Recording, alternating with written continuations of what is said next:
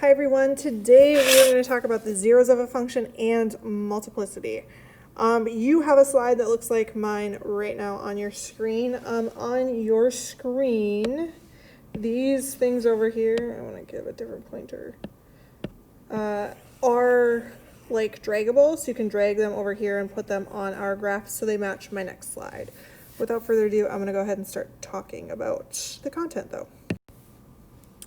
All right, the first thing we're going to talk about today are the zeros of a function. They're the values where y equals 0, or where your graph crosses the x-axis. Remember, your x-axis is the horizontal one, the one going left and right. So it's this one on all of my graphs.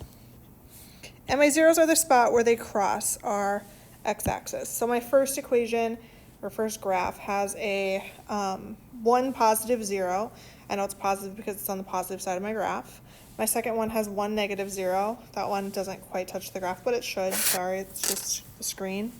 My third one has 2 zeros. They're both positive. My fourth one has a positive 0 and a negative 0. My next graph, it is a cubic function. That's why it has that S shape. And it has 1 positive 0 over here and 1 negative 0. You could also move your cubic function down and have 3 zeros. Notice that 1 in the middle there is at 0, 0. That is a 0 as well. All right, multiplicity. It's the number of times a factor appears, and it has an interesting effect on your graph.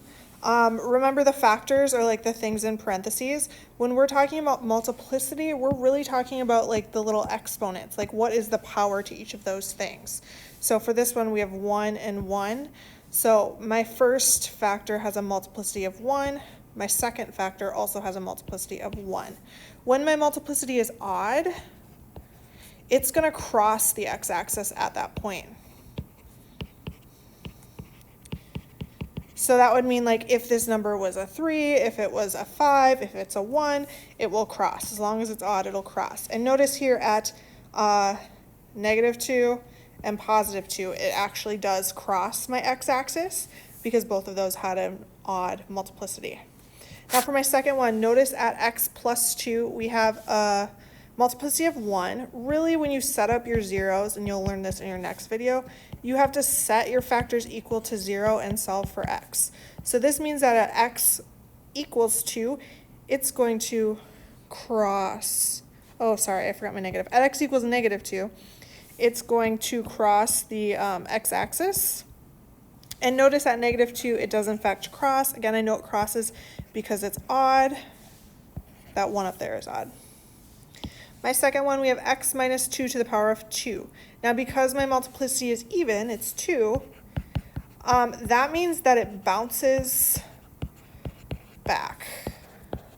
So it doesn't cross my x-axis. In fact, look at my graph here. It's getting close to 2. It hits it, and then it bounces back and goes back up. So if my multiplicity is even, then my graph will bounce back. All right, my last graph. Notice we have our 2 factors here, our 2 zeros. Both of my factors have an even multiplicity.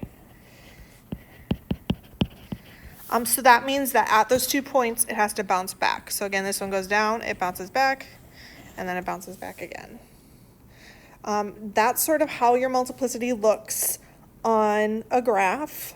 Hopefully you've finished your little interactive notebook page, and you can go ahead and watch the next video, which is going to tell you how to figure out your multiplicity and how to actually find your zeros. All right, thank you for watching.